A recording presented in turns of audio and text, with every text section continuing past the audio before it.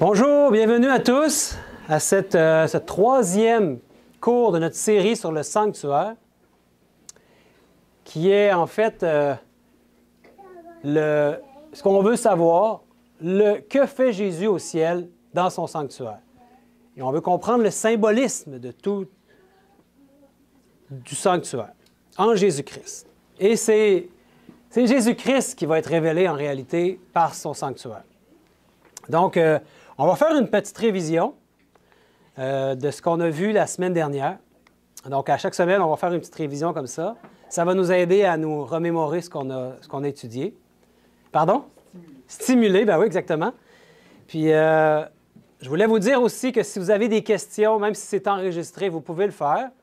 On avait convenu cette entente-là dès le premier cours, donc n'hésitez pas.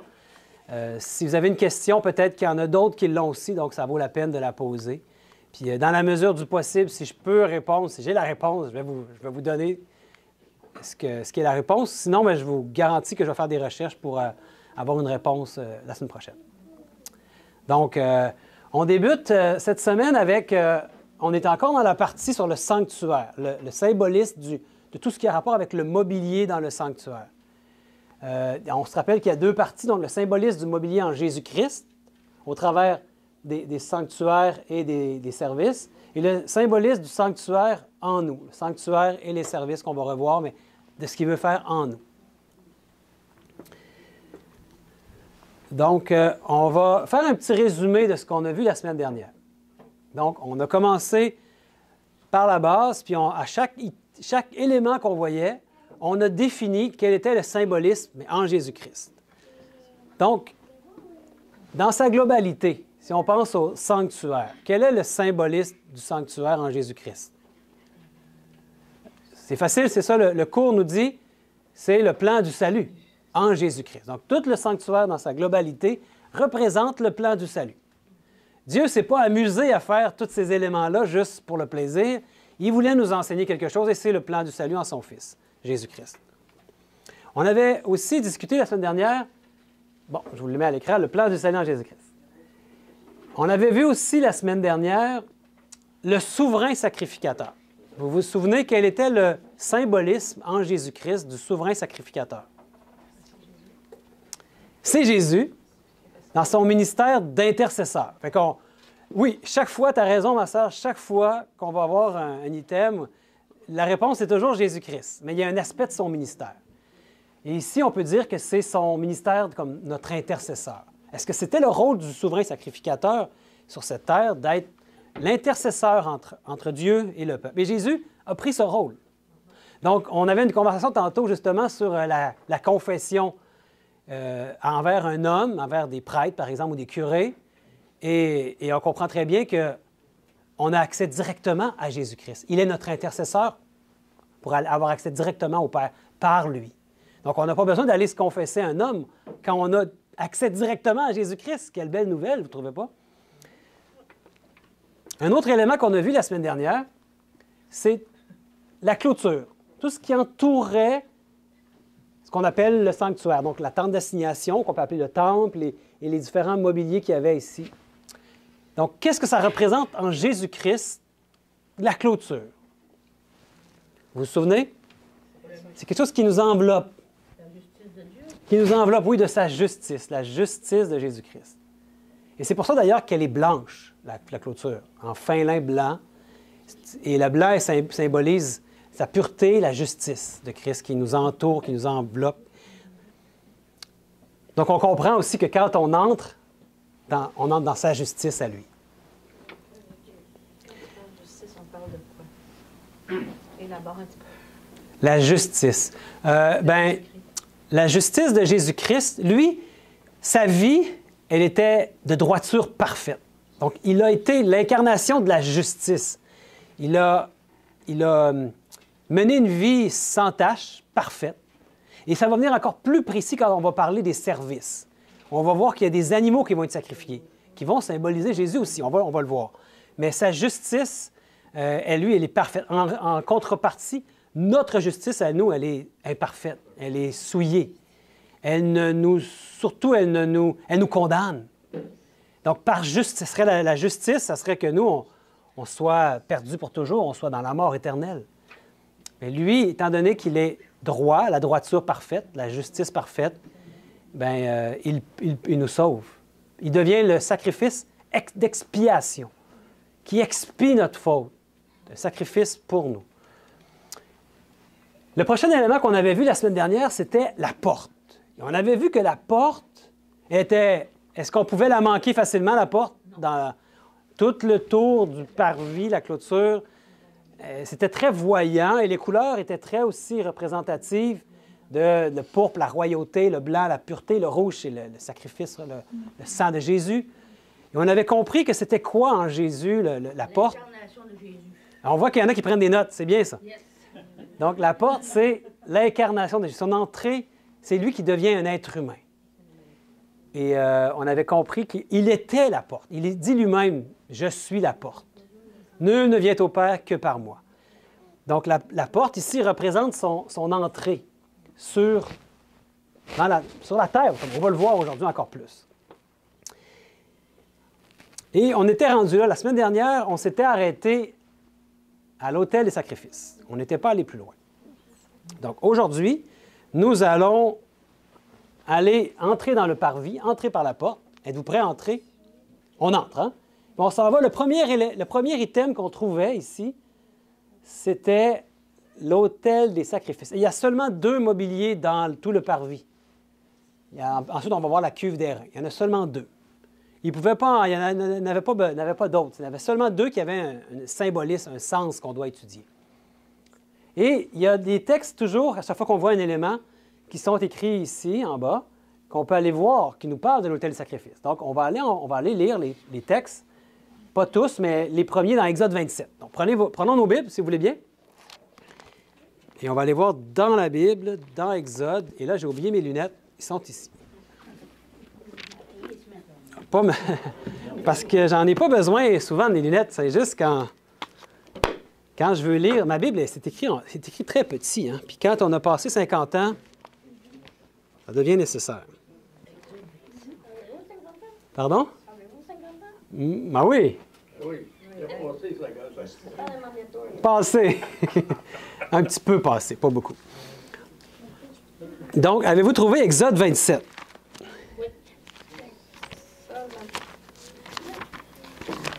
Exode 27, moi je ne l'ai pas trouvé encore. Voilà. Exode 27. Les versets 1 à 8 vont nous parler de ce meuble-là, très important. Il est dit. Les coudées? Oui, c'est ça. On va revoir. Il va y avoir des dimensions en coudées, encore une fois. Il est écrit au verset 1. « Tu feras l'autel de bois d'acacia.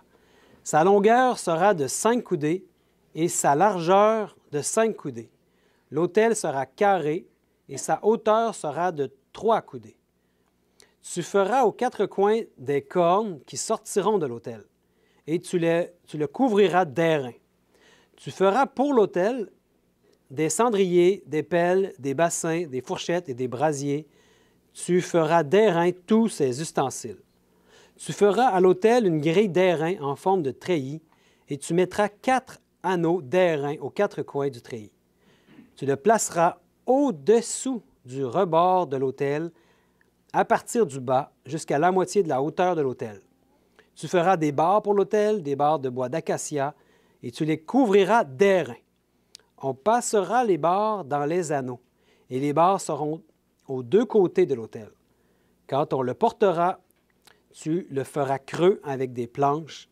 Il sera fait tel qu'il t'est montré sur la montagne. » Très important parce que tout ce qui est fait selon ce que Dieu lui avait montré. Donc, ça vient de Dieu lui-même, ce meuble-là. Donc, on va regarder le meuble, de quoi il a l'air ici. L'autel des sacrifices.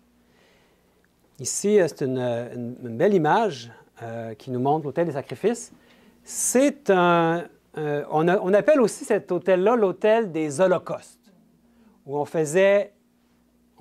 mettait les animaux pour les faire brûler. Et c'est pour ça qu'il y avait une grille. On a vu comme à mi-hauteur, il y avait une grille qui était là. On déposait les animaux. Il y avait des cornes aussi. C'est là qui mettait les animaux qui voulaient faire brûler. Oui, il faisait le sacrifice, il l'immolait, il faisait couler le sang, puis ensuite, il mettait l'animal là pour le brûler. Puis c'était comme une agréable odeur qui montait à l'Éternel. Et on va voir tout ça, la symbolisme que ça a, de plus en plus qu'on va avancer. Et les cornes, c'était l'endroit où on mettait le sang des animaux. Dans les cornes ici, les cornes représentent des puissances, c'est la force. Donc ici, on mettait le sang. Et tout était fait de bois d'acacia, pas la grille, mais l'autel en tant que tel, de bois d'acacia. Et c'était recouvert de bronze. Et vous allez remarquer que... C'est ça, ce qui est intéressant, c'est qu'étant donné qu'il était recouvert de bronze, ça le protégeait. Mais c'est aussi spécial parce que le bois d'acacia, vous savez, il y a des sortes de bois qui sont peu inflammables, qui sont des bois résistants. Oui, des bois durs. Donc, le bois d'acacia, c'était un bois qui était reconnu pour être résistant et très durable aussi dans le temps. Un bois qui se conserve bien et qui n'a pas tendance à pourrir. Donc, c'est pas pour rien qu'il a choisi l'acacia pour ses caractéristiques, bois dur et résistant. Et recouvert de bronze. L'airain, c'est le bronze. Vous avez remarqué aussi qu'il n'a pas recouvert d'argent ou d'or. L'or est réservé pour l'intérieur du sanctuaire. On va le voir. D'ailleurs, le grand prêtre, lui, avait une lame d'or, vous vous souvenez, sur la tête. Parce que lui, il va entrer à l'intérieur du temple.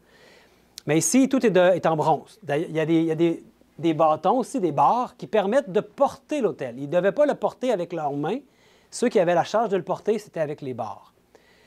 Donc, qu'est-ce qu'on peut dire aussi? Il y avait 4 anneaux pour le transporter. Il y avait aussi des ustensiles, des pelles, fourchettes, bassins. Les petits bassins où on mettre les cendres. Tout ça était fait en airain, en bronze. Puis à la mi-hauteur, il y avait une grille pour là où le feu brûlait en dessous. On mettait les animaux pour le pardon des péchés. Hein? Puis en général, on offrait un agneau. On pouvait offrir aussi toutes sortes d'offrandes. On va le voir plus quand on va parler des services. Puis quand on amenait un animal là, il devait être pur et sans défaut. C'était l'autel des sacrifices. Maintenant, quel est son symbolisme de cet autel des sacrifices, mais en Jésus-Christ, dans le plan du salut en Jésus-Christ? Bonjour, ma sœur. En fait, je pense que vous avez déjà deviné l'autel des sacrifices. Quel était le symbolisme? Jésus-Christ. Oui, ça, c'est le sacrifice de Jésus-Christ sur la croix. C'est à cet endroit que l'on offrait les sacrifices pour le pardon des péchés. La victime brûlée sur l'autel était en général un agneau qui représentait le sacrifice suprême du Christ sur la croix. Jésus est l'agneau de Dieu qui a offert sa vie pour le pardon de nos péchés. Puis, vous savez ce que Jean-Baptiste lui-même a dit quand Jésus est venu au début de son ministère se présenter à Jésus pour être baptisé. Jean-Baptiste a prononcé des paroles très significatives. Amen, c'est ça. C'est dans Jean 1, 29. Le lendemain, on parle de Jean-Baptiste, vit Jésus venant à lui. Et il dit, « Voici l'agneau de Dieu qui ôte le péché du monde. » Puis, peut-être aujourd'hui, les chrétiens, quand on ne connaît pas beaucoup ce rituel-là du sanctuaire, on passe par-dessus ça, puis on ne comprend pas la portée de tout ça. Mais quand Jean-Baptiste a prononcé cette parole, les Juifs qui étaient là, eux, comprenaient très bien. En tout cas, ils auraient dû comprendre. Peut-être que les Juifs, ce qu'on comprend au niveau historique, c'est qu'on l'avait dit la semaine dernière, ils étaient entrés dans un genre de rituel, de faire des sacrifices, en ayant un peu perdu de vue la signification très profonde que Dieu voulait leur enseigner. Ils avaient peut-être perdu de vue qu'il y avait un Messie qui devait venir, puis ça allait être lui, l'agneau, qui allait ôter les péchés du monde. Puis là, Jean dit cette phrase très significative au début du ministère de Jésus. Et aussi dans 1 Jean, encore Jean, dans sa première lettre, nous dit « Il est lui-même une victime expiatoire pour nos péchés, non seulement pour les nôtres, mais aussi pour ceux du monde entier. » Une victime expiatoire. C'était ça, le sacrifice, on appelait ça le sacrifice d'expiation. Il expiait nos péchés. Donc, ça veut dire qu'on avait une genre de culpabilité, on avait besoin de pardon. L'expiation vient pardonner, enlever notre condamnation. c'est un sacrifice pour quelqu'un d'autre. C'est ce que Jésus a fait. Et l'agneau, l'animal, ne pouvait pas vraiment expier les péchés, mais ça amenait le rituel en tête qu'il allait avoir un Messie qui allait venir. Dieu avait enseigné ça aux Juifs pour que ça pointait vers un Messie à venir, vers Jésus un jour qui allait venir et qui allait être cet agneau. Il y avait une portée à ça de l'animal qui faisait, mais on comprend très bien qu'aujourd'hui, la portée, elle est parfaite parce qu'il est vraiment venu, il a donné sa vie une fois pour toutes. Il n'y a plus besoin de faire des sacrifices aujourd'hui, comme à l'époque il faisait. Je sais qu'aujourd'hui, les Juifs, même beaucoup de chrétiens, supportent Israël pour qu'ils reconstruisent le temple. Ils sont en train même de tout refaire, le mobilier, pour recommencer les sacrifices. Ils aimeraient bien ça, pouvoir recommencer les sacrifices, mais il n'y a plus besoin. Ça serait vain de faire ça aujourd'hui, parce que Jésus est mort une fois pour toutes. Son sacrifice n'a pas besoin d'être refait et refait et refait. À l'époque, les hommes sont oublieux, donc chaque fois qu'il y avait matin et soir, il devait y avoir un animal qui meurt, et on va le voir quand on va parler des services un peu plus loin. Donc, aujourd'hui, on apprend que l'autel de sacrifice, c'est Jésus est notre victime expiatoire. L'autel des sacrifices. Ça m'amène à parler d'un sujet qui est quand même très important pour bien comprendre la portée du sacrifice de Jésus-Christ, notre Sauveur. Et on va parler de la seconde mort. Et je ne sais pas si vous avez déjà vu dans les Saintes Écritures qu'on nous parle d'une seconde mort. Et on apprend qu'à la croix, Jésus est mort de cette mort, la seconde mort. Peut-être c'est nouveau, ça vous surprend, mais on va voir des textes. Et la mort de Jésus, en fait, sur la croix, n'est pas la mort habituelle que nous côtoyons, la mort de tous les jours quand il y a des gens qui meurent aujourd'hui. Non, il est mort de la misérable mort que subiront les méchants dans la géhenne. Puis la Bible appelle la géhenne, ou l'enfer pour certains, l'enfer, ça l'appelle la seconde mort. La seconde mort, c'est la mort de laquelle on ne revient jamais. On peut l'appeler aussi la mort éternelle. Jésus, on va le voir, a vécu la mort du pécheur, la mort du méchant, la mort que nous méritons tous, en fait, parce que nous sommes des pécheurs. Donc, ce n'est pas par les blessures reçues que Jésus expira à la croix, mais par le châtiment que son Père lui-même lui a infligé pour nos péchés, que lui-même a endossé. Parce que la seconde mort ne peut être infligée que par Dieu le Père.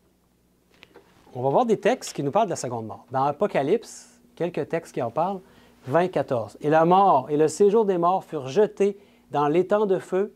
C'est la seconde mort, l'étang de feu. » Donc, s'il y en a qui croyaient à l'enfer, l'enfer, ici, on l'apprend que c'est la seconde mort, la mort éternelle. Et l'enfer où on garderait en vie, pour la vie éternelle des gens, pour mourir éternellement, ça n'existe pas. C'est une invention qui a été inventée par l'Église catholique, je vais le dire. C'était pas quelque chose c'est pas quelque chose que les Juifs croyaient, pas du tout. Donc, c'est quelque chose en fait, la Bible nous clôt le débat. L'enfer, c'est la seconde mort, l'étang de feu. Un autre texte qui nous parle de la seconde mort, c'est dans Apocalypse 21. Il nous dit « Mais pour les lâches, les incrédules, les abominables, les meurtriers, les impudiques, les enchanteurs, les idolâtres et tous les menteurs, leur part sera dans l'étang ardent de feu et de soufre, qui est la seconde mort. » Donc, Jésus a subi la seconde mort. C'est ce que je suis en train de vous dire. Jésus est devenu le pire des pécheurs, mes amis. Parce qu'il y a un seul être humain qui a foulé cette terre, qui a vécu la seconde mort jusqu'à maintenant. Et vous savez c'est qui? C'est Jésus. Il n'y a encore aucun être humain qui a subi la seconde mort, sauf Jésus. Et lui a pris la pénalité du pécheur. La pénalité du pécheur, ce n'est pas la première mort. Paul il disait même, la mort m'est un gain. Il m'est avantageux que je m'en aille parce que l'instant d'après, tu te réveilles, tu t'ouvres les yeux, après le sommeil de la mort, puis tu vois ton Sauveur. Mais il dit, c'est mieux que je reste parce que Dieu me montre que j'ai encore des choses à vous enseigner, tu sais, je peux vous supporter. Mais pour lui, il disait, c'est avantageux que je m'en aille. De comprendre que la mort est un gain, je pense que c'est difficile à voir. Mais on n'a pas besoin de mourir, hein? Recherchons pas la mort à cause de ça. C'est simplement de comprendre que la première mort, ce n'est pas celle qu'on a à craindre. Mais la seconde mort, c'est celle à laquelle on ne reviendra jamais. C'est la séparation éternelle d'avec Dieu. En fait, c'est le néant. Il n'y a plus rien après la seconde mort. C'est pour ça que Jésus appelle la première mort le sommeil. Amen, oui. Donc, la première mort est un sommeil, c'est ça. Puis un sommeil, bien, à un moment donné, tu te réveilles. Tu sais. La mort est un sommeil. Puis vous savez, pour garder en vie, c'est intéressant parce qu'il y a des gens qui croient vraiment à cette idée d'un enfer. Puis on sait, un verset très populaire de la Bible, c'est « Car Dieu a tant aimé le monde qu'il a donné son Fils afin que quiconque croit en lui ne périsse point, mais qu'il ait la vie éternelle. » Donc Dieu ne veut pas qu'on périsse, mais qu'on ait la vie éternelle. Mais ceux qui ne voudront pas, qui n'auront pas cru en Jésus, qui ne l'auront pas voulu comme leur sauveur, puis qui vont avoir été rebelles, ils vont périr. Mais pour être en enfer pour toujours, il va falloir que Dieu leur donne la vie éternelle. Ça ne marche pas, voyez-vous que ça ne marche pas? Donc, on comprend que l'enfer, c'est un outil qui a été utilisé pour faire peur aux gens, pour les faire aller à l'Église, pour leur faire donner des offrandes, par la peur. Tu sais, la peur, ça fonctionne, hein? Tu en donnes des offrandes, puis tu vas aller à l'Église parce que tu ne veux pas l'enfer. Mais ce n'est pas la motivation que Dieu veut qu'on puisse avoir. Quand vous allez comprendre vraiment la profondeur de ce qui s'est passé à la croix, avec cette idée que Jésus est mort de la seconde mort, votre cœur va fondre devant son sacrifice, la portée de son sacrifice pour nous. Après, on dit, mon Dieu, prends ma vie, parce que notre cœur fond devant tant d'amour. Puis ça avait été prophétisé, ça, dans le chapitre d'Ésaïe 53, c'est le chapitre par excellence qui nous parle d'un Messie qui devait venir. C'était prophétisé. Regardez bien ce qui est dit. Mais il était blessé pour nos péchés, brisé pour nos iniquités. Le châtiment qui nous donne la paix est tombé sur lui. Et il a plu à l'Éternel de le briser par la souffrance. Comment ça peut plaire à l'Éternel? Vous savez, Dieu a voulu nous donner... C'est difficile à comprendre. On va voir d'autres textes, mais on peut comprendre ce que Dieu a voulu... Il a aidé les Hébreux à l'époque à comprendre cette chose-là, c'est par Abraham. Il avait demandé à Abraham d'aller avec lui sur la montagne et de tuer son fils, Abraham. Son fils chéri. Son fils qui était aussi la réalisation de la promesse. Parce que sa femme ne pouvait pas être enceinte. Puis là, bien, finalement, elle avait été enceinte miraculeusement par Dieu. Et il savait que c'était de son fils, Isaac, qu'il allait avoir une postérité très grande. Puis il a demandé à Abraham, va et sacrifie ton fils. Et dans cette histoire-là, on voit que Abraham est, pardon? Son unique fils. Oui, son unique fils. Bien, il y avait d'autres fils avec d'autres femmes, mais avec elle, c'était son unique. La femme, le fils de la promesse. Puis, quand il est arrivé pour faire le sacrifice, bien, là, on comprend que Abraham représente le père, puis Isaac représente le fils. C'est comme un type. Et finalement, quand il est arrivé pour faire le geste, sa foi était grande. Dieu avait réussi au fil du temps à faire grandir sa foi jusqu'à être assez mature pour comprendre qu'il était lui, il pensait peut-être que c'était le Messie, hein? Que son fils était le Messie puis qu'il devait être immolé. Puis il pensait qu'il allait pouvoir le ramener à la vie. Mais il est allé jusque-là dans sa compréhension. Puis aujourd'hui, bien, ça nous aide à comprendre qu'il a arrêté Isaac. Il n'a pas eu à faire le sacrifice finalement. Il a pourvu à un animal à ce moment-là pour le sacrifice. Mais Dieu, lui, est allé jusqu'à immoler son propre fils pour nous sauver. Il n'y a pas d'autre animal qui pouvait arriver là, pour remplacer le sacrifice de Jésus. C'était Jésus qui devait y aller jusqu'à la mort. Et remarquez, Isaac était vraiment un bon type de Jésus parce qu'il s'est laissé faire, il avait confiance en son père. Puis il s'est même laissé ligoter, hein, attaché, mis sur l'autel, puis il allait le sacrifier. Et Isaac avait confiance en son père. Et c'est la même chose que pour Jésus, qui avait confiance en son père. On va avancer parce qu'il y a un autre texte ici qui nous dit, Galates 3,13, « Christ nous a rachetés de la malédiction de la loi, étant devenu malédiction pour nous. Car il est écrit, « Maudit est quiconque est pendu au bois. » Pour les Juifs, quand quelqu'un était pendu au bois, crucifié comme ça, c'était une malédiction. Ça veut dire que tu pouvais mourir de d'autres morts et tu pouvais quand même... tu n'étais pas maudit pour ça, mais la mort sur le bois comme ça, c'était maudit, c'était une malédiction. Et c'est véritablement ce que Jésus est devenu pour nous, malédiction. Et avec le prochain texte, il est dit, « Celui qui n'a point connu le péché, il l'a fait devenir péché pour nous, afin que nous devenions en lui justice de Dieu. » Jésus, par amour pour nous, s'est fait péché pour nous. Ah, c'est bon, je vais le tasser ici. Comme ça, merci. Il est devenu péché pour nous. Ça veut dire que Jésus est devenu le plus grand des pécheurs que la terre a porté. Lui qui avait pourtant commis aucun péché. Le plus grand des menteurs, le plus grand des tueurs, le plus grand des violeurs, le plus grand des... Mettez-en là, des péchés. Jésus, on comprend que quand il était sur la croix, on comprend pourquoi il a dit la chose suivante. Et vers la 9e heure, Jésus s'écria d'une voix forte, « Élie, Élie, lama sabachthani », c'est-à-dire « Mon Dieu, pourquoi m'as-tu abandonné? » Donc Dieu s'était retiré de lui. Quand il a dit « Il a plu à Dieu », c'est-à-dire que Dieu ne pouvait pas sauver l'humanité puis sauver son Fils en même temps. Et c'était le plan du salut en Jésus-Christ, que lui meure pour nos péchés. Donc, il fallait qu'il prenne le fardeau du péché sur lui, qu'il devienne le péché pour nous. Et là, il s'est senti comme le pire des pécheurs. Puis, à ce moment-là, il s'est senti comme abandonné. Il avait beau demander parler à son père, il n'entendait plus sa voix. Il était comme dans une angoisse des plus terribles.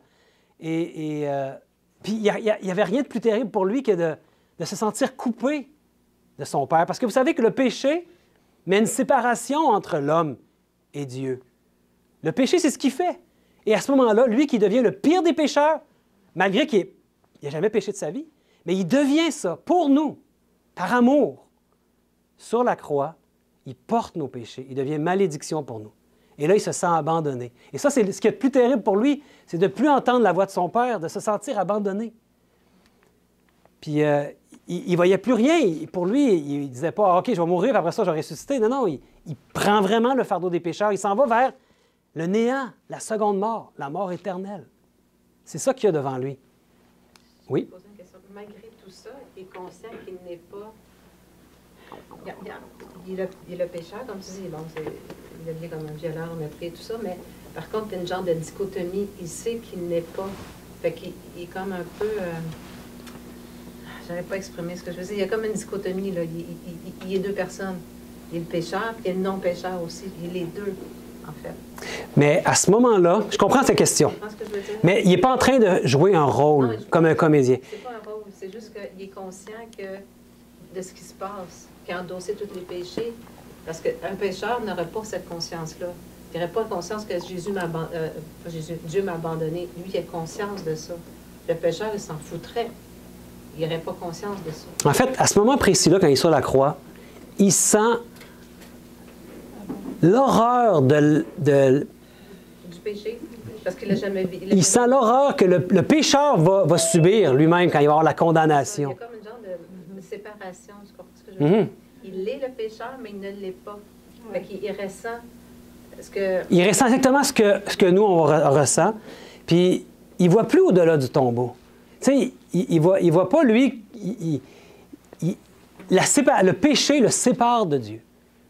Oui, mais il en est conscient. Tandis que le pécheur, il n'en sera pas conscient.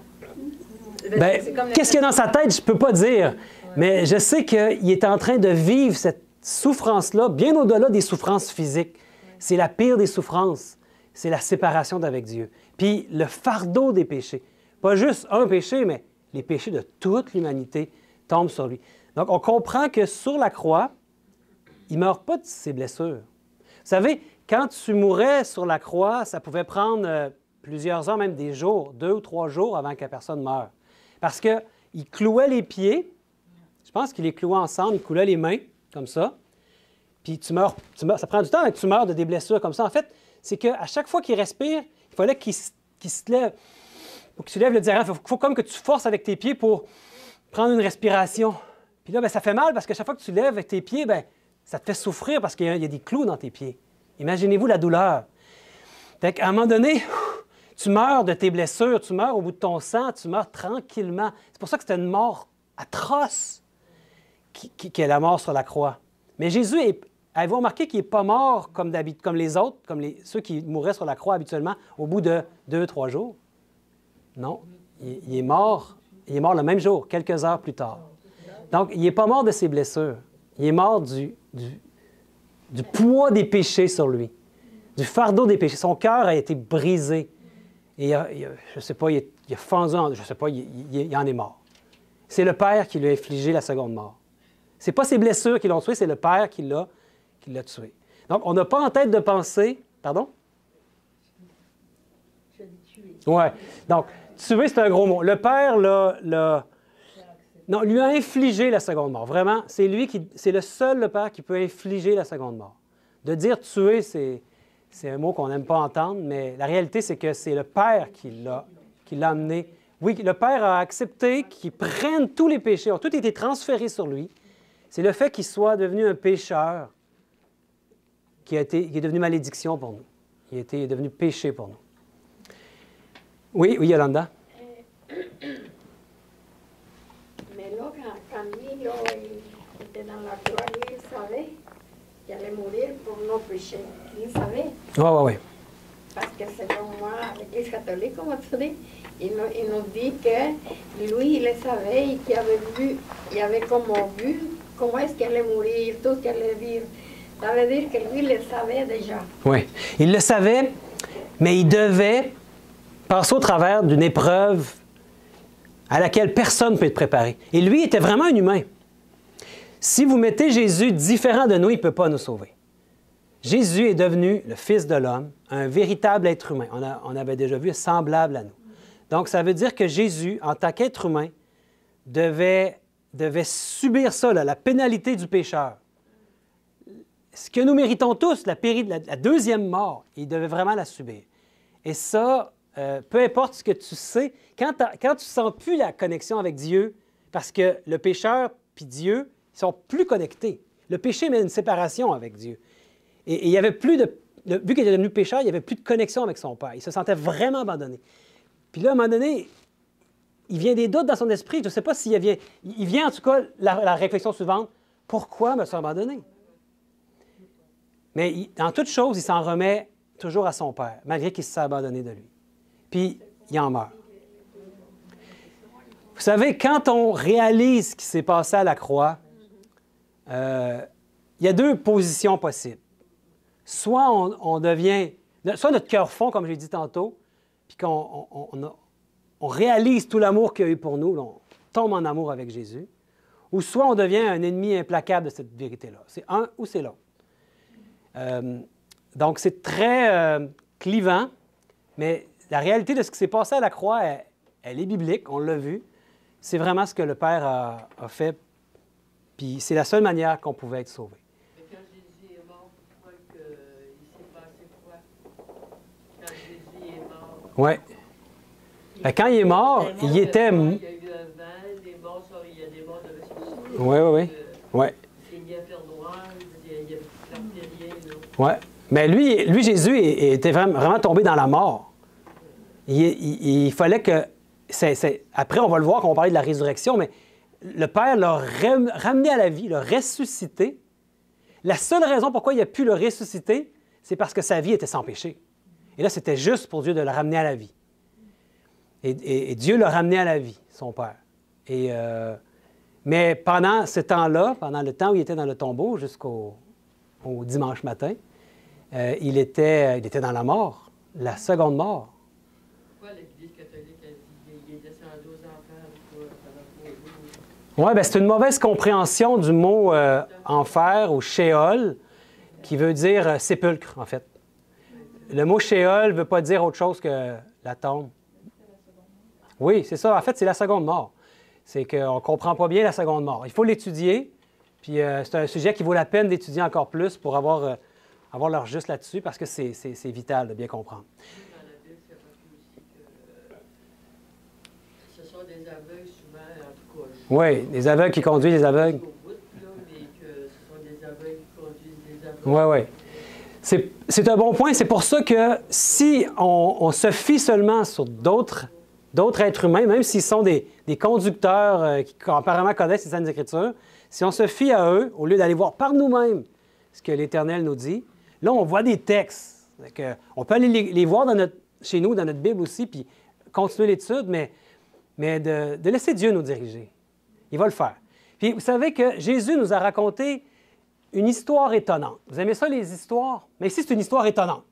Pour nous aider à comprendre ce qu'on vient de voir. Ça s'appelle l'histoire du serpent d'airain. On va aller le lire dans Nombre. C'est avec Moïse, quand le peuple était un peu chialeux. Là. On va le voir. Nombre 21, versets 4 à 9. On l'est pas mal, hein?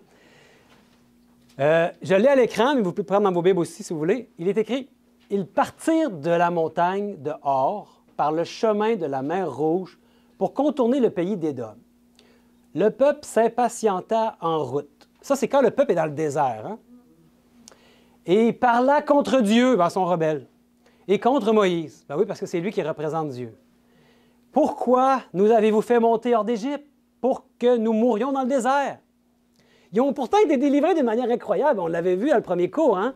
La mer s'était ouverte, hein? Puis il était passé à pied sec, puis Dieu avait refermé la mer sur les Égyptiens. Est-ce qu'ils pouvaient douter de la présence de Dieu avec eux? Non. Mais là, ici, ils se plaignent. Hein? Ça nous arrive aussi, comme on l'a dit. « Car il n'y a point de pain, il n'y a point d'eau, et notre âme est dégoûtée de cette misérable nourriture. » Donc là, ils se plaignent. Et là, est-ce que Dieu aime ça quand son peuple se plaint comme ça? Il dit, bon, peut-être me leur donner une petite leçon. Ça se peut, hein? Tout bon père va faire ça, à un moment donné, il va donner une leçon à ses enfants. Alors l'Éternel envoya contre le peuple des serpents brûlants. Ils mordirent le peuple et il mourut beaucoup de gens en Israël. Bon, c'est une leçon solide. Mais le verset 7 nous dit, le peuple vint à Moïse et dit, « Nous avons péché, car nous avons parlé contre l'Éternel et contre toi. Prie l'Éternel, afin qu'il éloigne de nous ces serpents. » Moïse pria pour le peuple. Et là, ensuite, qu'est-ce que Dieu va faire? L'Éternel dit à Moïse, « Fais-toi un serpent brûlant et place-le sur une perche. Quiconque aura été mordu et le regardera conservera la vie. » Moïse fit un serpent d'airain, en bronze, hein? Comme on voit présentement, et le plaça sur une perche. Une perche, c'est un peu comme une croix, un morceau de bois. Et quiconque avait été mordu par un serpent et regardait le serpent d'airain conserva la vie. N'est-ce pas une histoire étonnante? Parce qu'on dit, ouais, mais le serpent, ça ne représente pas Satan, ça? N'est-ce pas? Ben oui, dans la Bible, on voit le serpent ancien appelé le diable et Satan dans Apocalypse 12. Mais ici, c'est étonnant parce que Dieu demande à Moïse de faire un serpent d'airain. Puis que si on le regarde, on va avoir la vie. Puis ici, par cette histoire-là, Jésus voulait nous enseigner qu'ils vont regarder à moi. Moi, je vais devenir... Il est en train de leur expliquer ce qu'on parle depuis tantôt. Lui, il va prendre la malédiction du péché. Et il va prendre la malédiction, dans le fond, que Satan mérite, si on veut. Satan, c'est le serpent. Puis c'est lui qui va la prendre, par amour pour nous. Puis tout ce qu'on avait à faire, c'était de regarder le serpent et d'avoir la vie. Et c'est une leçon qu'il nous donne. Et ensuite, Jésus leur parle, leur dit, leur fait référence à cette histoire-là. On va pouvoir bien la comprendre. C'est dans Jean 3, au verset 14 et 15. Juste avant, c'est pendant qu'il parle à Nicodème. Juste avant qu'il mentionne le verset fameux, là, car Dieu a tant aimé le monde. Et on va aller voir les versets 14 et 15. Et comme Moïse éleva le serpent dans le désert, il faut de même que le Fils de l'homme soit élevé, afin que quiconque croit en lui ait la vie éternelle. Ils ne devaient pas comprendre qu'est-ce qu'il avait dit Jésus. Hein? Par après, ils ont compris. Les paroles que Jésus avait prononcées leur sont revenues à l'esprit et ils ont compris de plus en plus. Mais là, ici, il leur fait vraiment comprendre, en tout cas, il essaie de leur faire comprendre que lui doit prendre la pénalité du pécheur. Et il va subir la seconde mort. Et il y a un autre texte aussi, dans Jean 12, 32, 33, qui dit « Et moi, quand j'aurai été élevé de la terre, j'attirerai tous les hommes à moi. » Et parlant ainsi, il indiquait de quelle mort il devait mourir. Donc, il devait mourir, être élevé. C'était comme le serpent qui devait être élevé, hein? Mourir sur la croix. Et non, pas seulement mourir sur la croix de la première mort, mais mourir sur la croix de la mort du pécheur. C'est ce qui est derrière ce texte-là, hein? Il leur indique de quelle manière il devait mourir. Pas une mort ordinaire, pas la mort que nous mourons aujourd'hui. On n'a pas idée à quel point il nous a aimés. Pour toujours et toujours, pour l'éternité, on va continuer à étudier le sujet de l'amour de Dieu en son Fils Jésus pour nous. Ça va être un sujet d'étude pour toujours. Aujourd'hui, on est peut-être étonné, mais on va pas arrêter de s'étonner quand on va mieux comprendre la portée de ce sacrifice. Et Dieu désire, par cette histoire étonnante, nous faire comprendre le châtiment infligé à son Fils à la croix. Je pense qu'on peut le voir. Maintenant, allons au prochain mobilier. Est-ce que ça vous va? On continue? Le prochain mobilier, quand on avance, c'est la cuve d'airain. Donc, l'autel des sacrifices, la mort de Jésus-Christ sur la croix, et ensuite la cuve d'airain. Et après ça, on entre dans le temple. Il y a des versets ici que vous voyez à l'écran, c'est dans Exode 30 cette fois-ci. Puis on va aller lire ce qui en est de la cuve d'airain. Exode 30, et c'est les versets 17 à 21. Il est écrit, allez-vous trouver? Il est écrit, « L'Éternel parla à Moïse et dit, « Tu feras une cuve d'airain avec sa base d'airain pour les ablutions, et tu la placeras entre la tente d'assignation et l'autel, et tu y mettras de l'eau avec laquelle Aaron et ses fils se laveront les mains et les pieds. Lorsqu'ils entreront dans la tente d'assignation, ils se laveront, et cette eau, afin qu'ils ne meurent point, avec cette eau, excusez-moi, afin qu'ils ne meurent point. Et aussi lorsqu'ils s'approcheront de l'autel pour faire le service et pour offrir des sacrifices à l'Éternel. Ils se laveront les mains et les pieds afin qu'ils ne meurent point. Ce sera une loi perpétuelle pour Aaron, pour ses fils et pour leurs descendants. » La cuve d'airain. On peut la voir ici encore un peu mieux. Elle est dessinée de plusieurs manières. C'est intéressant ici de voir cette cuve. En fait, c'est une cuve, d'après le texte, elle servait aux ablutions. Ce n'est pas un mot qu'on utilise beaucoup aujourd'hui, les ablutions. Faites-vous souvent des ablutions? En fait, des ablutions, pardon? Oui, les musulmans en font. Mais en fait, le mot ablution, ça veut dire lavage, purification. C'est quelque chose souvent qui est comme un rituel de lavage, de purification. Ça peut être les mains, le visage, les pieds. Et on voit ce mot-là, ablution. Donc, ça servait aux ablutions des... Pardon? C'est bon? Parce que je faisais allusion avec madame que lavage de cerveau. OK. Non, ça, c'est pas quelque chose qu'on pouvait laver. Mais non, il y avait cette cuve-là qui servait aux sacrificateurs pour se laver, parce que le sang nous souille. Donc, il allait se laver les mains et les pieds. Et surtout, quand il devait entrer dans le temple, il devait encore plus se laver. Parce que là, rien de souillé ne doit entrer dans la tente d'assignation. Parce qu'on avait vu on va le voir plus tard. Parce que c'est très important de comprendre ce que ça signifie le temple. On va le voir un peu plus tard. Mais c'est important aussi que, on a vu, il n'y avait pas de dimension prédéfinie. Avez-vous remarqué, l'autel avait 5 coudées par 5 coudées par 3 coudées. C'est comme presque un cube, hein? Mais ici, il n'y a pas de dimension. C'est pour ça aussi que Salomon, dans le premier cours, on avait vu le temple de Salomon. Avez-vous la grosseur de la cuve qu'il avait fait? Avec des béliers en dessous, il n'y avait pas eu de dimension. Avec lui, il l'avait fait tout à fait démesuré. C'était rien de mal parce qu'il n'y avait pas de dimension. Donc, ils l'ont fait ici de certaines grandeurs, avec de l'eau à l'intérieur. Puis,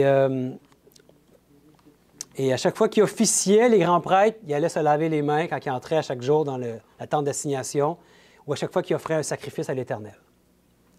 Oui? Petite question pratique, ils changeaient l'eau quand? Je ne le sais pas, la Bible ne le dit pas, mais j'imagine qu'à un moment donné, il fallait qu'il la change, peut-être à tous les jours. C'est intéressant parce que cette eau-là était un don de Dieu. Vous savez que dans le désert, il n'y a pas d'eau, hein? Donc, comment leur rôle leur était assuré dans le désert? Bien, au départ, c'était l'eau de Mara. On trouve ça dans Exode 15, les versets 22-26. Puis l'eau était amère. Mara, ça veut dire amère. Puis Dieu avait prononcé une parole et l'eau est devenue douce. Donc, c'était un don de Dieu. Ils ne pouvaient pas la boire. Mais là, ils se servaient de cette eau-là pour... Donc, c'était un don de Dieu, cette eau-là. Et plus tard, quand ils sont sortis de cet endroit-là où ils étaient à Mara, ils se sont déplacés dans le désert, et à un moment donné, il y avait aussi le rocher qui s'était fendu en deux et que Moïse avait fait sortir l'eau. C'était Dieu qui l'avait fait, là. Mais il y avait, ça s'appelle les eaux de Mériba. On trouve ça dans Nombre 20. Donc, c'était un don de Dieu, l'eau, dans le désert. Donc, c'est une eau spéciale. Donc, la cuve d'airain en Jésus-Christ, c'est quoi son symbolisme? La résurrection? Oui, la résurrection de Jésus-Christ. Donc, Jésus meurt et avant d'aller au ciel, il doit ressusciter. Par elle, nous recevons la vie et le pardon de Dieu, qui nous lave de tous nos péchés en Jésus-Christ. C'est la vie de Jésus-Christ. Si Jésus vient sur cette terre, c'est formidable que Jésus s'incarne comme un être humain. C'est inimaginable que le Fils de Dieu, dans sa position de Fils de Dieu, devienne un être humain. Mais après ça, qui mène cette vie sur cette terre et qui meurt et qui ressuscite, sans la résurrection de Jésus-Christ, il était beau être venu, s'il n'est pas ressuscité parce qu'il avait fait une vie sans péché, ça ne nous sauve pas. Aujourd'hui, Jésus est la résurrection et la vie. Tout ce qui vit sur cette terre vit parce que Christ est ressuscité et qu'il est la vie. Donc, on reçoit la vie, le pardon de Dieu, qui nous lave de tous nos péchés en Jésus-Christ. C'est étonnant que malgré qu'on ait des pécheurs qui méritons la mort, même la seconde mort, qu'on continue à vivre. Si on continue à vivre, c'est parce qu'on est sous la grâce. Cette grâce-là nous est acquise par la résurrection de Jésus-Christ. Et quand les Hébreux faisaient les rituels, ça pointait vers cette résurrection-là à venir. Et même si c'était à venir plus tard, il y avait déjà une efficacité parce qu'eux aussi en bénéficiaient. Depuis la première promesse de la Bible, vous irez voir dans Genèse 3,15 comme devoir, pour voir la première promesse de la Bible. Je vous donne un devoir, mais vous faites ce que vous voulez, hein, vous n'êtes pas obligé d'aller voir. Mais c'est la première promesse. Fait que déjà, dès la première journée où Adam et Ève ont péché, Dieu avait déjà prononcé une promesse qu'il allait avoir Jésus qui allait venir. Et Genèse 3, verset 15. Je mettrai amitié entre toi et la femme. La femme, c'est l'Église et toi, c'est le serpent. Donc, de l'Église allait sortir Jésus, la postérité, qui était la postérité de l'Église. Et on va voir un des textes. Par rapport à la cuve d'airain, Ézéchiel 36, 25 nous dit « Je répandrai sur vous une eau pure, et vous serez purifiés, et je vous purifierai de toutes vos souillures et de toutes vos idoles. » Qu'est-ce que c'est un autre mot pour les souillures dans nos vies? Les péchés. Exactement ça. Donc, l'eau représentait la purification des péchés. Et un autre texte dans 1 Corinthiens 15. « Et si Christ n'est pas ressuscité, votre foi est vaine. Vous êtes encore dans vos péchés. » Donc, on comprend très bien que la résurrection de Jésus-Christ est un élément vital dans le plan du salut en Jésus-Christ. Le sanctuaire, se voulant être un modèle réduit du plan du salut en Jésus-Christ, de ce qui s'est fait en Jésus-Christ, bien, on comprend qu'il a mis ce mobilier-là, qui représentait ça, qui était un symbole très fort. Et on voit dans Romains aussi, chapitre 4, « Lequel a été livré pour nos offenses et est ressuscité pour notre justification. » Donc, sa résurrection nous donne la vie et nous justifie. S'il ne ressuscite pas, il ne pourra jamais être justifié. Voilà le symbolisme de la cuve d'airain. C'est la résurrection de notre Sauveur Jésus-Christ. Maintenant, on va regarder le parvis, mais dans sa globalité. Ici, tout ce qui est le parvis, on appelle le parvis, l'endroit où il y avait de l'activité, quand il y avait des services, on va le voir dans la deuxième section. Qu'est-ce qu'il en est du parvis? Vous savez que le parvis, il y avait beaucoup d'activités. Il y avait chaque jour des gens qui venaient pour faire des sacrifices parce qu'ils avaient commis un péché, on va le voir plus tard, mais il y avait aussi des sacrifices quotidiens, il y avait beaucoup d'entretien à faire, les Lévites étaient très, très affairés dans le... Puis le parvis, bien, ça marque une séparation entre ce qui est sacré et ce qui est profane. Et il y a l'image ici, je pense qu'on le voit un petit peu, mais il y en a un qui essaie de rentrer avec un âne. Un âne, est-ce que ça pouvait entrer dans cet endroit-là? Non, parce qu'un âne, c'est un animal qui était qualifié par Dieu d'impur. Donc, seulement les animaux qui étaient offerts devaient être des animaux purs. Faites-vous-en pas, on va avoir une cours sur le sujet, il va y avoir un enseignement plus tard là-dessus, parce que c'est très important à comprendre. Mais ici, rien d'impur devait entrer. Qu'est-ce que représente le parvis? En fait, le parvis, on l'avait déjà vu, il y avait une largeur de... Ben, en fait, tout le sanctuaire, toute la clôture avait 100 coudées, mais c'était divisé en deux parties. 50 coudées pour la section du parvis, où il y avait les deux mobiliers, et 50 coudées pour la section de la tente d'assignation. Divisé en deux. Et donc, dans la longueur, 50 coudées, mais dans la largeur aussi, 50 coudées. Donc, c'est un carré parfait. C'est pas anodin, hein? Dieu ne fait pas les choses pour rien. Donc, tous les sacrifices se déroulaient dans la partie ici du parvis.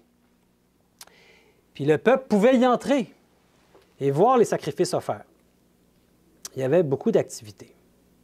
Qu'est-ce que c'est le symbolisme du sanctuaire, du parvis, excusez-moi, dans le plan du salut en Jésus-Christ? Qu'est-ce que ça représente? Vous savez, Jésus, la porte, on avait dit que ça représentait quoi? Son incarnation, le fait qu'il devienne un être humain. Donc, on peut dire que, puis je vous dis tout de suite, la tente d'assignation, c'est son ministère au ciel. Donc, le parvis en Jésus-Christ, bien, c'est son ministère terrestre, n'est-ce pas? Son ministère terrestre de réconciliation, où il doit mourir et ressusciter. Et il y a toutes sortes d'autres choses qu'il doit faire. Mais surtout mourir et ressusciter, les deux mobiliers qu'on voit. Donc, par l'incarnation, la mort et la résurrection de Christ, Dieu accomplit une rédemption parfaite. Cette partie du sanctuaire représente son pèlerinage sur la terre, plus particulièrement sa mort sur la croix. Et c'est sa vie terrestre, c'est son intercession, c'est de cette manière-là en devenant un être humain, puis en vivant comme nous, qui réconcilie l'homme avec son Créateur, avec Dieu. Et on va voir des textes, un texte, Jean 1,14 nous dit, « Et la parole c'est Jésus, a été faite chair. Et elle a habité parmi nous, pleine de grâce et de vérité, et nous avons contemplé sa gloire, une gloire comme la gloire du Fils unique venu du Père. » Lui qui était le Fils unique venu du Père, il l'était encore, mais il décide de se limiter à n'être qu'un humain, puis à vivre parmi les humains. Et à vivre la même vie que les humains, à vivre les mêmes tentations, même plus probablement que n'importe quel être humain. Hein. Satan, il ne s'est pas limité, il s'est gâté, comme on dit au Québec. Puis il est probablement l'humain qui a été le plus tenté sur cette terre. Parce que Satan, s'il avait pu le faire chuter ne serait-ce qu'une fois, il aurait eu la victoire. Et il a marché dans nos bottines. Il a vécu la même expérience que nous. C'est pour ça qu'il peut vraiment bien nous représenter et compatir à nos faiblesses et nous donner la victoire, comme on va le voir encore un peu plus loin. Donc, ça, c'est pour ce qui est du parvis. C'est son ministère terrestre de réconciliation des humains avec Dieu. Maintenant, je l'ai déjà dit, mais qu'est-ce que représente la tente d'assignation? Donc, la tente d'assignation, elle est l'autre partie ici. Encore une fois, 50 coudées par 50 coudées. Dieu avait divisé ça en deux parties égales. Puis la tente d'assignation, c'est ce qu'on a ici au milieu, une tente. Quand on regardait de l'extérieur, tout ce qu'on voyait, parce que la clôture était 10 pieds, était combien? 5 coudées, hein? C'était combien, donc? Je ne me souviens plus en pieds. Mais c'était haut, hein? 8 pieds? Oh, je ne me souviens plus, mais je pense que c'est 8 pieds. Hein? C'était haut quand même. On ne pouvait pas voir l'autre côté. On ne pouvait pas voir le travail des sacrificateurs et tout ça. Mais on pouvait voir la tente d'assignation. Elle était plus haute. Elle était 10 pieds, on va le voir. Et la tente d'assignation, bien, c'est ce qu'il y a ici. On la voit un peu plus proche. On l'appelle aussi le tabernacle. Je sais, au Québec, on utilise ce mot-là d'une mauvaise manière. Ça peut faire rire beaucoup de gens. Les Québécois disent tabarnak. Ce n'est pas le mot ici. Le mot, c'est tabernacle. Mais on comprend que quand ils le disent, ça vient de ce mot-là. Ils n'ont pas pris ça ailleurs que... Ben, ils ne savent pas, en fait, où ils l'ont pris. La plupart des gens ne vont pas à l'Église, ne connaissent pas la Bible, Mais ils savent quelque part que c'est un blasphème. Parce qu'on est en train de blasphémer dans le plan du salut en Jésus-Christ, l'endroit qui représente le ciel, mes amis. C'est pas banal. On ne peut pas prendre ce nom-là et l'utiliser en vain comme ça. En fait, Dieu pardonne les temps d'ignorance. Il veut révéler à chacun la gravité de ce péché, parce que c'est un péché de blasphémer quelque chose qui est sacré de Dieu. Donc, le temple avait 30 coudées. Est-ce que j'ai un petit dessin ici? Je pense que oui. Est-ce que j'ai un dessin? Oui, j'ai un dessin. Donc, il y avait 30 coudées de long et il y avait 10 coudées de large. Je pense qu'on ne l'a pas lu. On pourrait peut-être aller le lire. Je ne sais pas s'il y a beaucoup de texte. Je l'ai mis. Ouais. Exode 26, 15 à 30. C'est un peu trop long, hein? Mais vous irez le lire. Vous allez voir, la description est faite du la tente d'assignation en détail. Toute la construction du temple, de tous les poteaux, les planches, comment on les fait, comment on les assemble, tout ça est décrit. Comme tu veux construire, tu as le plan. Là. Et dans les moindres détails, avec les longueurs, les bases en airain, les recouverts en or, les planches, etc. Et donc, vous irez lire ça, Exode 26, 15 à 30. Mais sachez que la tente d'assignation était un temple de 30 par 10 par 10. Donc, 30 coudées par 10 coudées par 10 de haut. Donc, les planches d'intérieur, on les voit un petit peu peut-être ici, là. C'est comme des grandes planches qui étaient larges, hein, puis qui mesuraient... les planches, il y en avait 48 planches. Puis ils mesuraient 1,5 coudées par 10 coudées, faites en bois d'acacia recouvert d'or. Tout ce qu'on va voir à l'intérieur du sanctuaire, ça va être recouvert d'or. Sauf les bases. Les bases des colonnes, des planches, vont être en argent, les bases. Donc, c'est important de voir pourquoi c'est en or. Et tout est en bois d'acacia, encore une fois. On voulait que ce soit résistant et recouvert d'or. Solidement assemblé. Hein? C'était quelque chose qui pouvait résister aux intempéries qu'il y avait dans le désert, peut-être des tempêtes de sable. Et il y avait des barres au milieu qui traversaient les planches de bout en bout, puis reposaient sur des socles d'argent. Donc, c'était vraiment un solide assemblage. Remarquez aussi qu'il n'y avait aucune fenêtre. Aucune fenêtre. Vous vous souvenez, dans le temple que Salomon avait fait, lui, il avait décidé de faire des fenêtres, ou en tout cas, au moins une fenêtre. C'était pas nécessaire. En fait, ça brise un peu la signification. Parce qu'aujourd'hui, est-ce qu'on peut voir ce qui se passe au ciel? Peut-être par la foi, oui, mais avec nos yeux, non. Donc, la fenêtre n'avait pas sa place. Là. Mais bon, il a fait ce qu'il pouvait, il a fait ce qu'il pensait être correct, mais il n'y avait aucune fenêtre. Donc, c'était impossible de voir à l'intérieur quand on était à l'extérieur. Ici, on ne pouvait pas voir à l'intérieur. Seul un sacrificateur pouvait y entrer. Le sacrificateur et le grand sacrificateur. Il comportait 2 appartements. Les 2 appartements qu'on a ici, on le voit en petit, là, mais il va y avoir le lieu saint et le lieu très saint. Seul le grand sacrificateur pouvait entrer dans le lieu très saint, mais seulement 2 appartements. Puis, on a ici... est-ce que j'ai une autre image? Oui. Dans le lieu saint, il y avait seulement 3 mobiliers, et on va les étudier en détail. Puis, dans le lieu très saint, un meuble. Vous savez lequel? L'Arche de l'Alliance. Et ça, on va vous montrer une vue un peu éclatée de comment c'était construit. Et c'est ce que vous allez trouver dans Exode, là, je ne sais plus du passage, des versets 15 à 30. Vous allez trouver en détail tout ce qu'on voit ici. C'est quand même bien fait ici. Donc, voyez-vous que chaque planche était retenue sur 2 socles d'argent. Puis, il y avait 5 barres, 4 barres, dont une qui était à l'intérieur, qui faisait des trous au milieu des planches. Puis, c'était vraiment bien assemblé solidement. Donc, il y en avait 48 en tout. Puis devant, c'était des colonnes en or. Et il y avait aussi un voile qui séparait ici et un voile là, qui séparait l'entrée et ici le voile entre les 2 appartements. C'est la tente d'assignation. Et c'est vraiment très haut, c'est 10 coudées. Et on peut voir ici... Le prêtre ou le grand prêtre, quelle grandeur il a comparé à... Donc, c'était très haut quand même. Maintenant, on veut savoir la tente d'assignation, mais c'est quoi son symbolisme?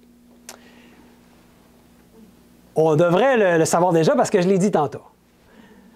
On a dit que le parvis, c'était son ministère terrestre de réconciliation avec les humains. Donc, la tente d'assignation, c'est, il passe par la mort ici, il ressuscite dans la cuve d'airain et ensuite, il s'en va où? Au ciel, il rentre au ciel. Donc, c'est son ministère céleste d'intervention. Donc, il n'a pas terminé son travail, Jésus-Christ, dans le temple. Il est rendu dans le temple du ciel, le temple céleste. Et il continue d'officier pour nous. Donc, à la résurrection, Jésus est entré dans le ciel, où se trouve le sanctuaire céleste. Et comme les prêtres entraient dans le lieu saint, il est entré lui aussi dans le lieu saint quand il est monté au ciel. Plus tard, on va voir qu'il va entrer dans le lieu très saint. On va voir à quel moment aussi il va entrer dans le lieu très saint. Ça va être très intéressant.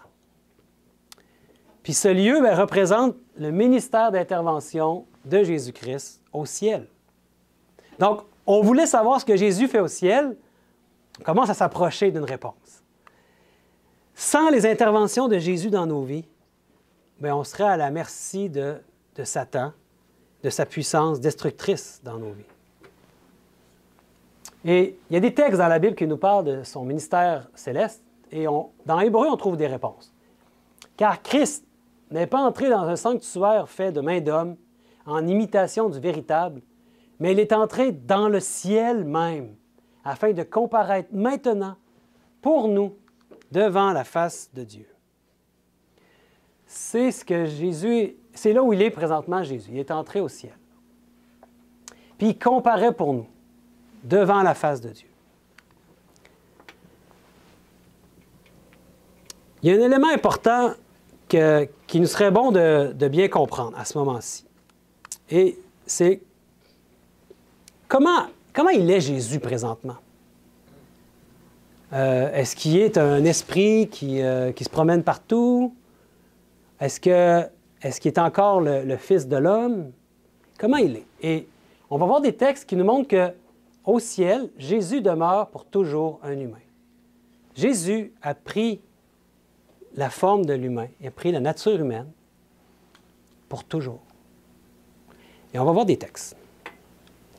Parce que je pense qu'ici, j'ai un texte. Ouais, avant de voir les textes, en fait, c'est intéressant de voir que Jésus avait la nature divine, la même que son Père. Donc, quand il est devenu un être humain sur cette terre, il ne s'est jamais servi de sa nature d'omnipotence, d'omniprésence, d'omnipuissance. Il était vraiment un humain comme nous quand il était sur cette terre, n'est-ce pas? Et quand il est venu s'incarner, il est devenu un don pour l'humanité, le don ultime que le Père pouvait faire à l'humanité. Il a dit, car Dieu a tant aimé le monde, je pense que c'est le texte que j'ai ici, qu'il a donné son Fils unique, afin que quiconque croit en lui ne périsse pas, mais qu'il ait la vie éternelle. Quand on dit que le Père a donné son Fils, ce n'est pas un prêt de 33 ans. Quand Dieu donne, ce n'est pas pour reprendre après. Dieu nous a donné Jésus comme notre frère, comme il est devenu le premier d'entre nous. On va le voir. Mais il n'a jamais repris, Dieu n'a jamais repris ce qu'il nous avait donné. Jésus fait partie de notre race, la race des humains, pour toujours. Il est l'un des nôtres, notre frère. Et c'est pour ça qu'il peut nous sauver pour toujours. Donc, sans contrainte, aujourd'hui, libre de toute contrainte et par amour, j'accepte volontairement de ne se limiter à n'être qu'un simple humain. Il est toujours le Fils de Dieu. Il ne va jamais cesser de l'être parce que c'est ce qu'il est. Mais il choisit de demeurer limité dans notre faible nature pour l'éternité.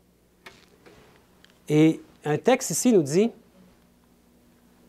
c'est pourquoi il est écrit, le premier homme, Adam, devint une âme vivante.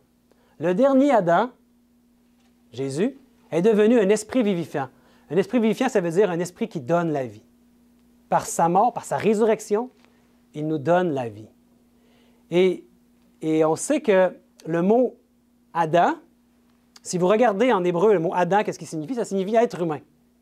Donc, Adam, c'est le nom de notre race. Qui est devenu maintenant le premier de la race humaine? On l'appelle le dernier Adam ou le second Adam. Jésus-Christ est devenu le premier de la race. Avant, nous étions sous Adam, des pécheurs. Maintenant, nous sommes sous le dernier Adam, Jésus, et nous ne sommes plus, si nous sommes en lui, nous ne sommes plus pécheurs. Dieu nous voit au travers de son Fils. Lui, maintenant, il est le premier de la race. Nous sommes une nouvelle race, les humains. Non plus en Adam, mais nous sommes une race en Jésus. Et c'est pour ça qu'on dit qu'on doit devenir des nouvelles créatures en Jésus-Christ, une nouvelle race que Dieu a fait en son Fils Jésus, le dernier Adam. Donc, on comprend que si, dans l'état éternel, Jésus décidait, lui, que ça ne lui tente plus d'être un humain, d'être le dernier Adam, qu'est-ce qui arriverait avec toute la race qui est en dessous de lui? Elle retomberait sous qui? Sous le premier, sous Adam, qui, lui, mérite quoi? Bien, la condamnation et la mort. Donc, si nous avons la vie pour toujours, car Dieu a donné son Fils, afin que quiconque croit en lui ne périsse point, mais la vie éternelle. La vie éternelle, on la doit seulement à Jésus-Christ, qui décide d'être comme nous pour nous sauver. N'est-ce pas merveilleux? Bien sûr, quand Jésus est monté au ciel, il a été glorifié au ciel, on va le voir. Mais avant, Jésus, il nous a dit dans Philippiens, « Lequel existant en forme de Dieu n'a point regardé comme une proie arrachée d'être égal avec Dieu, mais il s'est dépouillé lui-même en prenant une forme de serviteur, en devenant semblable aux hommes et ayant paru comme un simple homme. » Mais il s'est dépouillé de quoi? De ses attributs divins. Jésus a jamais... Tu sais, des fois, on fait de Jésus un genre de magicien. Ou quand il faisait des miracles, c'était comme un magicien qui pouvait faire des miracles comme il voulait à volonté. Tous les miracles que Jésus a faits, c'est son Père qui les a faits au travers de lui. Il l'a dit lui-même, n'est-ce pas? Et sûrement quand il priait son Père, pendant des nuits parfois, son Père lui disait, « Vas-y demain, je vais ressusciter Lazare. Vas-y demain, tu vas faire tel miracle, tu vas multiplier les pains. » Tu sais, Jésus, il faisait ce que son Père lui disait. Puis, il accomplissait des miracles que le Père faisait au travers de lui. Il a même dit, Jésus, qu'on allait faire des choses plus grandes que lui. Pourquoi? Bien, parce que nous aussi, si on est connecté avec notre Père et qu'il nous montre des choses, des prodiges à faire pour sa gloire, on est en mesure de les faire aussi. Jésus était un humain, il s'est dépouillé de ses attributs divins. Je ne suis pas en train de dire qu'il n'était plus le Fils de Dieu. Non, non, il est toujours le Fils de Dieu. Parce qu'il y avait seulement le Fils de Dieu. Seulement sa mort pouvait nous sauver. Aucun autre homme pouvait prendre la place d'Adam. Parce qu'Adam, c'était le premier. Pour prendre la place d'Adam, il fallait quelqu'un qui soit avant Adam. C'est qui avait créé Adam? Bien, le Père et le Fils, ensemble, avaient créé Adam. Donc, seulement le Fils pouvait nous sauver. Un ange, ce qui pouvait nous sauver, c'est puissant, un ange. C'est formidable, un ange. Un ange ne pouvait pas nous sauver. Donc, Jésus n'est pas une créature, n'est pas un ange. Il est le Créateur avec son Père. Ils ont tout créé ensemble. Et il s'est dépouillé de sa nature, ses attributs divins, pour nous sauver. Et dans Acte 1:11, il est dit « Hommes galiléens, pourquoi vous arrêtez-vous à regarder au ciel? Ce Jésus qui a été enlevé au ciel du milieu de vous viendra de la même manière que vous l'avez vu allant au ciel. » Quand Jésus est monté au ciel, il était avec ses disciples. Quel était son état à ce moment-là? Est-ce qu'il était un humain? Quand il va revenir, il va être un humain encore, mes amis. La même chose. Donc, au ciel, Jésus a repris sa gloire, mais non sa nature divine. Et il y a un texte qui nous montre ça dans Daniel. Quand la prophète Daniel a vu ce qui se passait au ciel, il y a en vision, il va voir le Fils de l'homme au ciel. On va voir ça dans Daniel 7. Et voici, sur les nuées des cieux, arriva quelqu'un de semblable à un fils de l'homme. Il est en train de voir Jésus. Pourquoi on peut dire ça? Il s'avança vers l'Ancien des jours et on le fit approcher de lui. Regardez la description. On lui donna la domination, la gloire et le règne. Nul autre que le Fils de l'homme, que Jésus, peut recevoir la domination, la gloire et le règne. Et tous les peuples, les nations et les hommes de toute langue le servirent. Sa domination est une domination éternelle qui ne passera point et son règne ne sera jamais détruit. On parle de Jésus ici. Daniel a vu au ciel, il y a le Père qui était sur son trône, puis il y avait son Fils qui est venu. Le Fils de l'homme, Jésus. Jésus est devenu la pierre de l'angle de l'univers. Jamais plus le péché va revenir dans l'univers. Parce que Jésus est la démonstration de l'amour de Dieu en action. Le fait que lui va juste par amour jusqu'à devenir l'un des nôtres. Une race qui était pourtant perdue. Bonne pour la seconde mort, la scrap, la cour à scrap. Le dépotoir municipal. Parce que la GN, c'est ce que ça veut dire, hein? Si vous regardez la définition, à l'époque, la GN, c'était la dépotoir municipal à Jérusalem. L'endroit où il y avait une fumée qui montait tout le temps. Pourquoi vous pensez que ça montait tout le temps, la fumée? Parce qu'ils mettaient le feu dans le dépotoir. Puis quand tu mets le feu sur des déchets puis tu continues d'ajouter continuellement, qu'est-ce qui arrive? Bien, ça n'arrête jamais de brûler. C'est comme une fumée éternelle. Quand ils regardaient vers la GN, vers la dompe municipale, ils voyaient cette fumée-là qui montait. Et là, on a fait dire que c'était quelque chose d'éternel puis que tu allais vivre pour toujours dans l'enfer. Mais on comprend très bien ici qu'il voit que Dieu lui donne la domination, la gloire et le règne. Il va régner sur nous.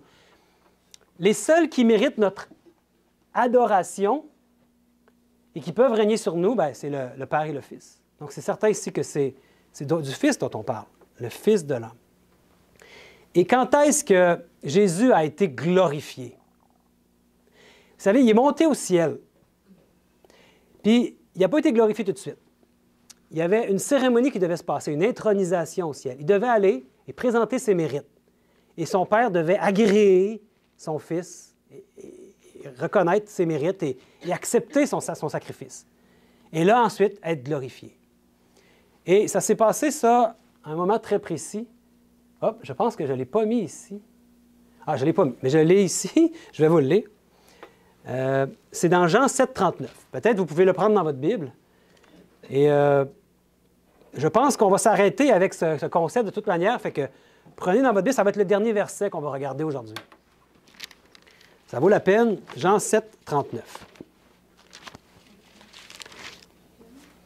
Jean 7, 39.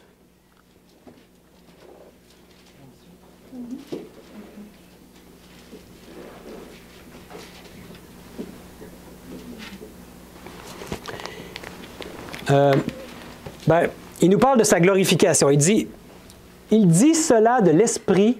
Oh, vous ne l'avez pas trouvé, c'est bon. Je vais attendre encore un petit peu. Ça va me donner le temps de prendre une petite gorgée d'eau.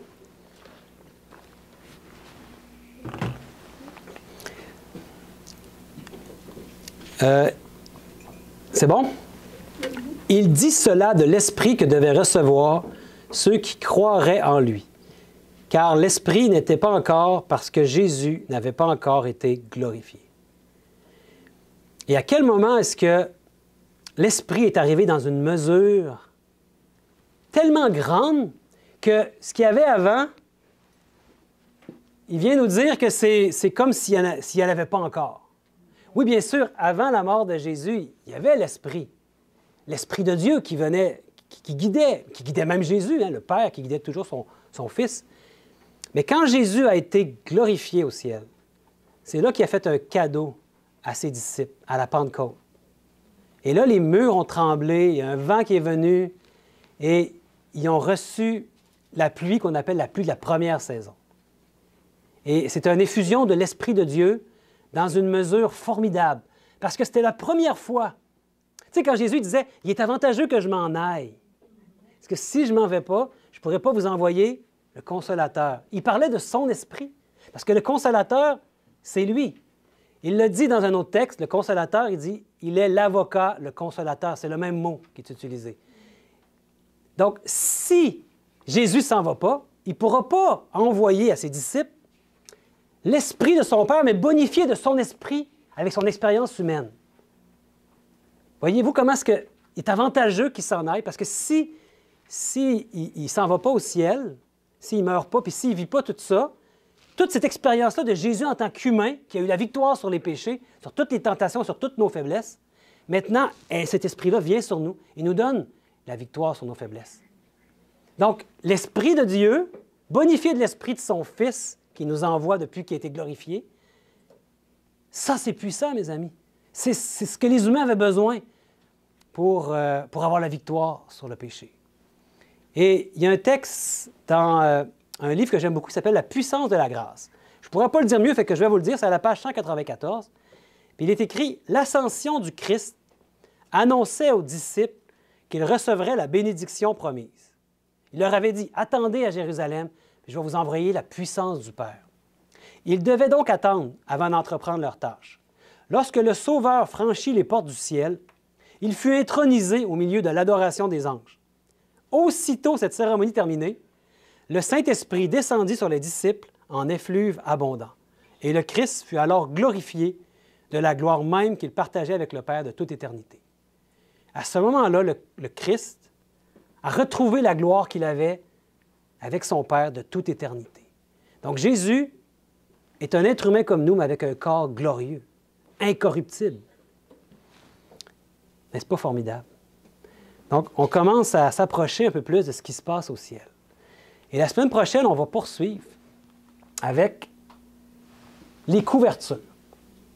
Je voudrais vous dire qu'il y avait 4 couvertures, 4 grands tapis qui étaient faits, et chacun a une signification en Jésus-Christ. Et après, on va pouvoir voir ce qu'il y a à l'intérieur. Et là, c'est formidable. Préparez-vous à des révélations étonnantes. Et la semaine prochaine, on poursuit avec l'étude du sanctuaire. Je ne sais pas s'il y avait une dernière question avant de terminer. Sinon, on va prier, mes amis, pour que Dieu vienne ancrer ces vérités en nous, que ça devienne du solide en nous. On peut se mettre à genoux pour prier, si vous voulez bien.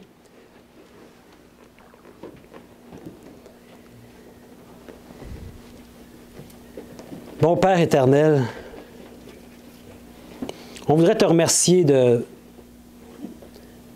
donner cette opportunité de pouvoir étudier ces révélations parfois étonnantes de ce plan merveilleux de salut qui nous est révélé en Jésus-Christ. De voir à quel point, mon Dieu, tu nous as aimés en ton Fils Jésus, qui est allé jusqu'à la seconde mort par amour pour nous. Fait que mon Père, fais que notre cœur soit touché, et qu'on puisse n'avoir aucune crainte de donner notre vie, de te donner notre vie. Mon Père, emploie-nous à ton service et fais de nous des ouvriers pour qu'on devienne des témoins de ces vérités. Et je te prie, mon Père, que tu bénisses chacun ici présent, que tu nous gardes dans ton amour, dans ta paix et dans ta joie, au nom et par les mérites de Jésus-Christ. Amen.